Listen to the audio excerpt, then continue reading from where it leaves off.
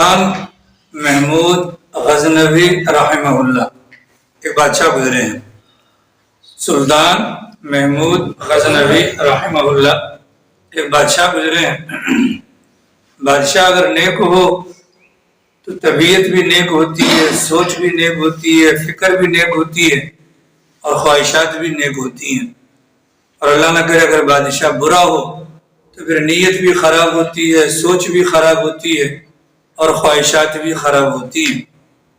تو سلطان محمود غزنوی صاحب رحمۃ اللہ علیہ ایک نیک بادشاہ گزرے ہیں، اور ان کا تذکرہ شاید ہی کوئی مسلمان ہو جو حضرت کے نام سے واقف نہ ہو۔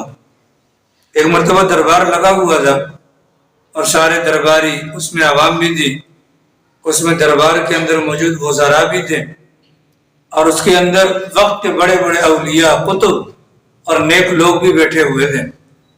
بادشاہ سلامت نے دربار کے اندر موجود لوگوں سے کہا کہ مجھے حضرت خضر علیہ السلام سے ملاقات کرنی ہے، کوئی تم میں سے ہے جو ان سے ملاقات کروا سکے؟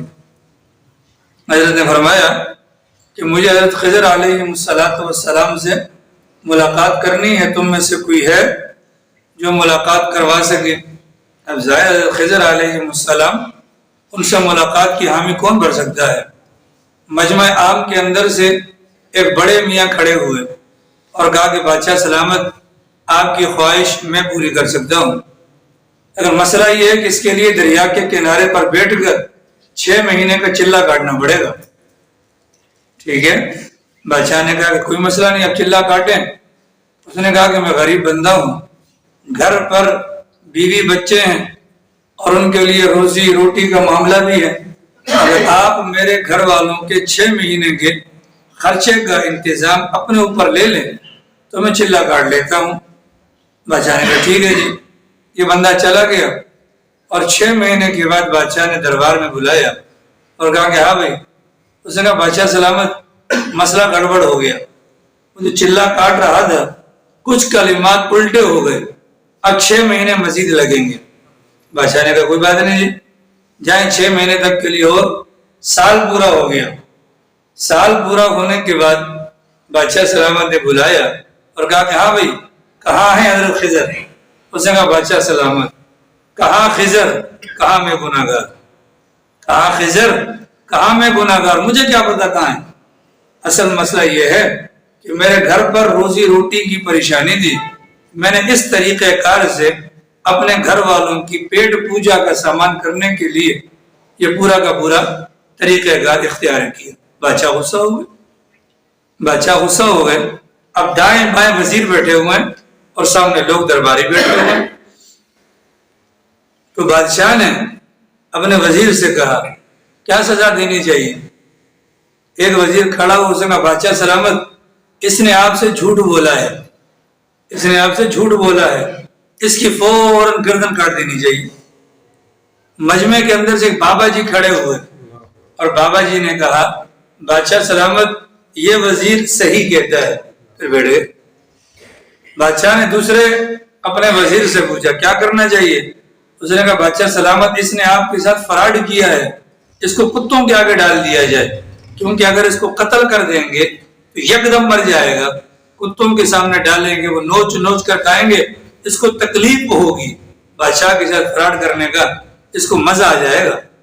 دوبارہ وہی بابا کھڑے ہوئے اور کہا کہ بادشاہ سلامت، یہ صحیح کہتا ہے، پھر بیٹھ گئے۔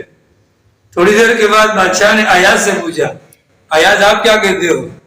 بادشاہ سلامت نے کہا کہ بادشاہ سلامت، آپ بادشاہ ہیں، اگر آپ کے خزانے سے کسی غریب کے 1 سال کا راشن چلا گیا آپ کو کیا فرق پڑتا ہے؟ آپ اس کو معاف کر دیں، آپ اس کو معاف کر دیں۔ وہ بابا پھر کھڑے ہوگا، بادشاہ سلامت صحیح کہتا ہے۔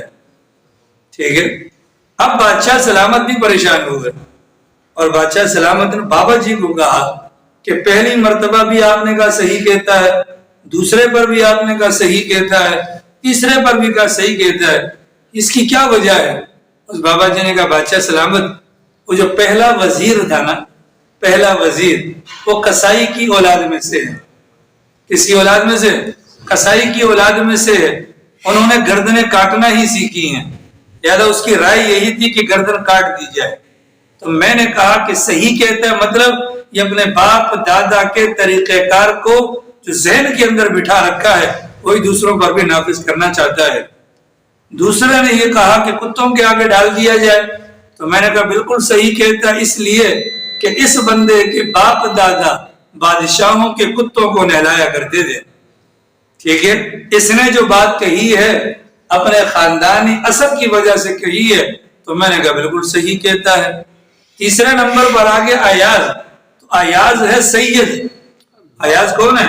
سید ہے، یہ سادات کے خاندان سے ہے، اور ان کے خاندان کی تو روایت ہے کہ کربلا کے میدان میں پورا خاندان شہید کروا دیا، لیکن بدلہ لینے کو پسند نہیں کیا۔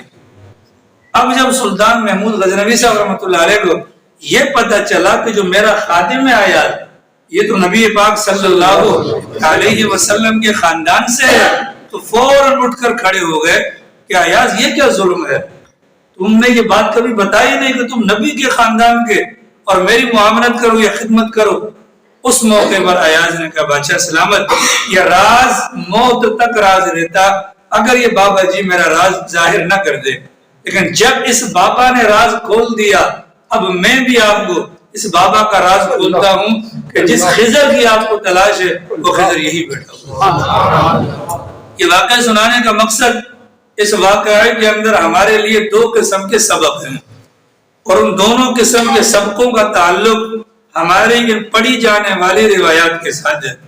پہلا سبق اس واقعے سے ہمیں کیا ملا، وہ یہ ہے کہ ہمارے باپ دادا جیسے کیسے بھی تھے، ہمارے باپ دادا جیسے کیسے بھی تھے، ہمارے یہاں بھی یہ مشہور ہے، اگر ہم کسی کو کہیں یار یہ کر لو تو کیا کہتے ہیں، ہمارے یہاں یہ نہیں کیا جاتا، تو ہمارے یہاں نہیں کیا جاتا کیا مطلب، ہمارے باپ دادا سے یہ رواج چلا ہوا آ رہا ہے، ہمارے باپ دادا سے یہ رواج چلا ہوا آ رہا ہے۔ تو اللہ کے نبی علیہ الصلوۃ والسلام نے مبارک فرامین کے اندر اس پر ضرب ماری کہ باپ دادا یا قوم قبیلہ یا معاشرہ یا ان کی روایات یہ کوئی معنی نہیں رکھتی، معنی رکھتی ہے تو صرف اتنی سی بات کہ انسان جو کچھ بھی کر لے فوراً معافی مانگ لے، اللہ سے کیا کر لے، معافی مانگ لے، کام غلط ہے تو بھی مانگے، کام صحیح ہے تو بھی مانگے۔ غلطی پر مانگنا تو سمجھ میں آتا ہے، صحیح ہونے پر مانگنا کیوں، اس بنیاد پر تاکہ اللہ کو اپنا عجز ظاہر کرے کہ خدا میں کچھ نہیں، میرا کچھ نہیں، تو سب کچھ، تیرا سب کچھ، انسان استغفار کرے۔ ایک سبق تو ہمیں یہ ملا، چنانچہ دوسرا سبق ہمیں اس واقعے سے یہ ملا کہ دیکھیے حضرت خضر نے کہا اس کا باپ کتوں کو نہلاتا تھا، اولاد کے اندر یہ بات آئی۔ حضرت خضر نے کہا اس کا باپ قصائی تھا، نسل ساری قصائیوں والی کاٹنے والی بات آئی۔ اس کا باپ ایاز سادات میں سے ہے، تو وہی کلمات اس کی زبان پر جاری ہوئے۔ ہمارے لیے بھی ایک بہت بڑا اس میں پیغام ہے، ہمارے باپ دادا نے جو بھی کیا سو کیا، وہ اچھے تھے یا برے تھے، اب اس پر ہم استغفار کر سکتے ہیں، آگے کے لیے توبہ کر کر اپنے لیے راہ ہموار کر سکتے ہیں، ٹھیک ہے۔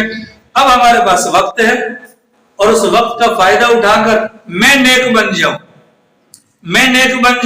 میرا بیٹا مجھے نیک دیکھے گا، میرا بیٹا مجھے نیک دیکھے گا تو یہ میری کاپی کرے گا، میرے بیٹے کا بیٹا اپنے باپ کو دیکھے گا تو یہ برا خاندان ہو گیا نا۔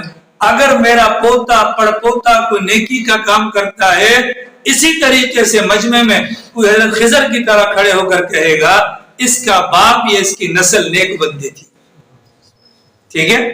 یہاں لیاری تیسر ٹاؤن کے حوالے سے اگر ہم بات کریں، بہت سارے لوگ ایسے ہیں کہ وہ نہ چاہتے ہوئے بھی اپنے والدین کی قبر کے اندر پٹائی کروا رہے ہوتے ہیں، نہ چاہتے ہوئے وہ کہیں گے ہمارے والد صاحب اللہ بخشے، اور ساتھ میں ان کی برائی کریں گے، کیسے کہ ہمارے ابا نے کہا تھا کہ یہ ہو جائے گا، ہمارے ابا ہوتے یہ کام ایسے نہ کرنے دیتے، حالانکہ وہ سارے غیر شرعی کام ہے۔ مثال کے طور پر برادری وائز اگر دیکھا جائے تو ہماری جو KPK کی پٹی ہے اس میں ہمارا ہزارہ بھی آتا ہے، اس میں دیگر وہ بھی آتے ہیں، تو وہاں کے لوگوں کے اندر ذات پات کا بڑا فرق ہے، یہ اونچی ذات گاہ، یہ نیچی ذات گاہ، ٹھیک ہے؟ تو نیچی ذات والا اونچی ذات والے کو اگر سلام کرتا ہے تو اونچی ذات والا نیچی ذات والے کے سلام کا جواب نہیں دیتا۔ آری سمجھ رہی بابا؟ اب یہاں پر ان کی جو اولاد، یہ اولاد کی اولاد ہے تو باپ دادا کے کارناموں کو بیان کرتی ہے، تو حدیث پاک کے اندر آتا ہے کہ فرشتے اس موقع پر جب اس بندے کے متعلق کوئی کمنٹ پاس کیے جاتے ہیں، فرشتے پوچھتے تو ایسا تھا، اگر وہ کہتے ہیں نہیں تو وہاں پر اس کی دھلائی ہو رہی ہوتی ہے۔ تو ہمارے لیے لمحہ فکریہ ہے، کوئی بھی کچھ نہیں، جو کچھ کیا، مجھے اگر اپنے باپ کے بارے میں اللہ نہ کرے، یا مجھے اگر اپنی ماں کے بارے میں، دادا پردادا خاندان کے بارے میں اگر مجھے کسی برائی کا پتہ ہے جو قرآن و سنت سے ٹکراتی ہے، بحیثیت مسلمان، بحیثیت علم حاصل ہونے کے میرا فرض بنتا ہے میں ان کے حق میں اللہ سے استغفار کروں اور آئندہ اپنا قبلہ درست کرنے کے لیے توبہ کروں کہ جو کچھ غلطیاں ہمارے خاندان میں چل رہی ہیں میں ان غلطیوں کو دہراؤں گا نہیں، میں دہراؤں گا نہیں، پیچھے والے کو استغفار اور آگے والے کو توبہ۔